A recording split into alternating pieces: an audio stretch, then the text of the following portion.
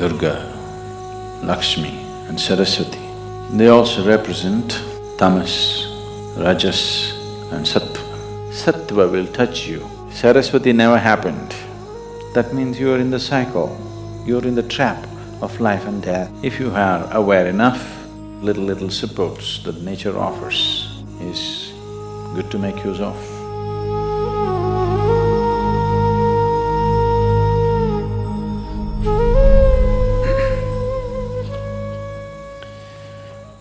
This is the first night of Navratri.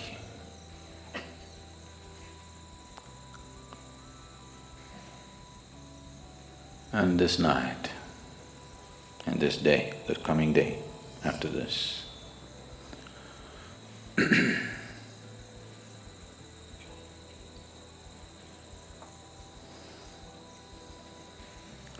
is dedicated to the feminine nature of the divine.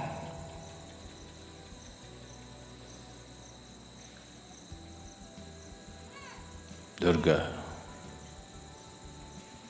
Lakshmi and Saraswati are used as the symbols of these three dimensions of the feminine. They also represent the three basic qualities of existence: tamas, rajas and sattva. Tamas literally means inertia. Rajas means activity, passion. Sattva, in a way, is breaking of boundaries, dissolution, melting and merging. Among the three celestial objects to which the very making of our bodies are very deeply connected, the earth, the sun and the moon. Mother Earth is considered tamas. The sun is rajas, moon is sattva.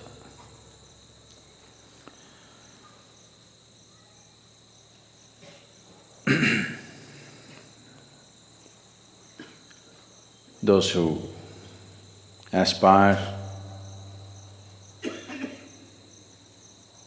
for power, for immortality,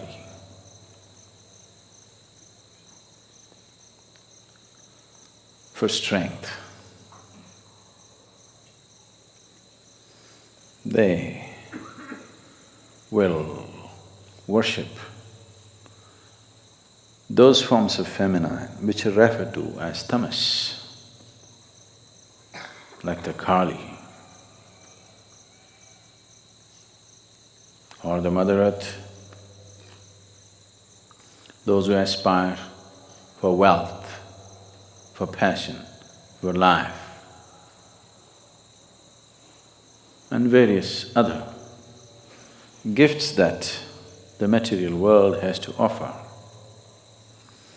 They naturally aspire towards that form of the feminine, which is referred to as the Lakshmi or the sun.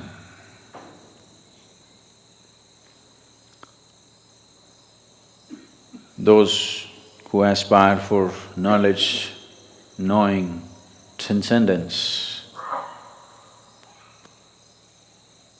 immortality of not the body, but transcending the limitations of the mortal body, they will aspire for that aspect of the feminine which is referred to as the sattva, or Saraswati is the representative of that, or the moon. This is arranged in this way because it's after all from the earth that we arise. and we could live an active life, which is rajas, the second nature of the Devi. The third one may come your way or may not. If you have to bring her down into you, you have to strive, otherwise she will not get down to you. Kali is on the ground, Lakshmi is sitting on a flower, Saraswati is riding a peacock. The Linga Bhairavi has been consecrated with 3 basic chakras. This man has all the 7, she has only 3 chakras to represent these 3 dimensions of tamas, rajas and sattva. Tamas is the nature of the earth, and she's the one who gives birth. The whole the gestation period that we spend in the womb, our womb time, is tamas. It's like a state which is almost like hibernation, but it's growing. So tamas is the nature of the earth, of your birth. The moment you come out, then you start activity, rajas begins. If you are aware enough or fortunate enough, sattva will touch you, otherwise the color of rajas, it's good as long as the going is good. When the going gets bad, rajas is going to be super bad.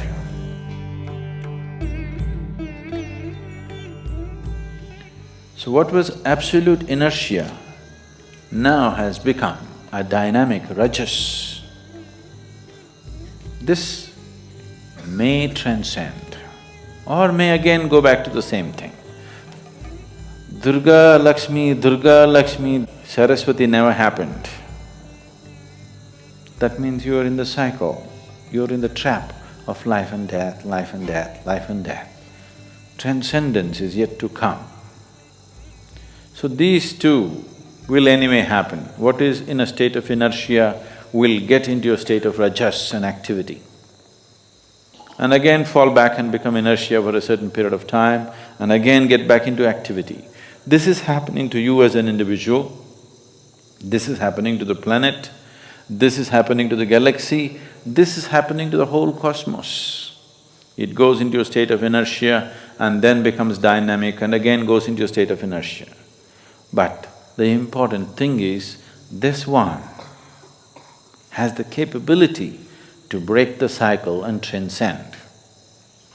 So these 3 dimensions of the Devi are enshrined in the form of Bhairavi or Linga Bhairavi. You must be able to draw these 3 dimensions of existence and sustenance for yourself, because you need all these 3.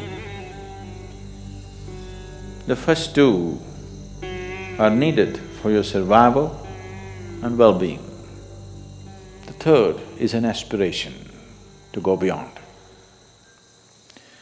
So Navratri starts off with this not only fabulous symbolism, it is also energy-wise true every month. It is not just once in a year. Every month after Amavasya, the first 3 days are like this. Amavasya is a state of inertia where the 5 elements are going through a certain integration within themselves. The next day is in a placid inertia state, then it gets active, then there is room for transcendence. The moon begins to appear. This is why the 3rd day's moon is held as very important, you know, Munrampurai. The 3rd day's moon is held as very important because the possibility of transcendence has opened up. What was in a state of inertia and then in a state of activity and entanglement now has opened the possibility of transcendence.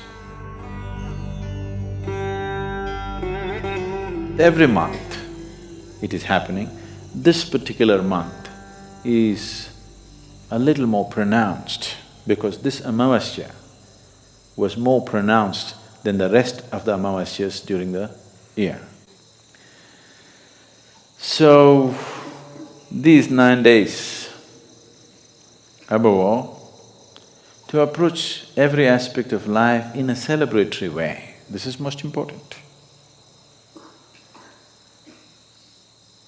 If you approach everything in a celebratory way, you learn to be non-serious about life, but absolutely involved.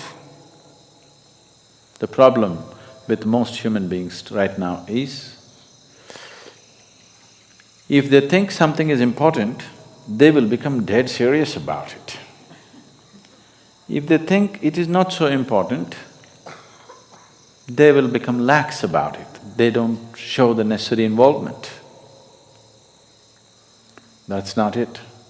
The passage, the secret of life is in this, seeing everything with a non-serious eye, but absolutely involved, like a game. That's the reason most profound aspects of life are approached in a celebratory way, so that you don't miss the point.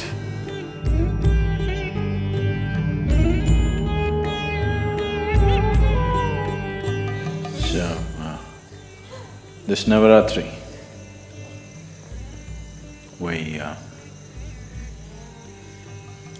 there are certain things happening in the temple.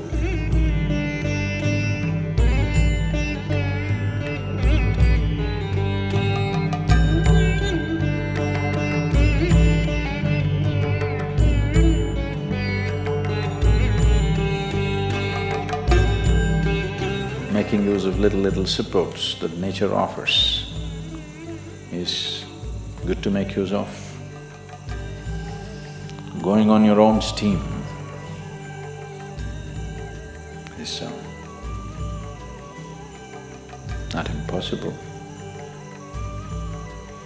Not many people made it, that's all. So, make use of these 9 days.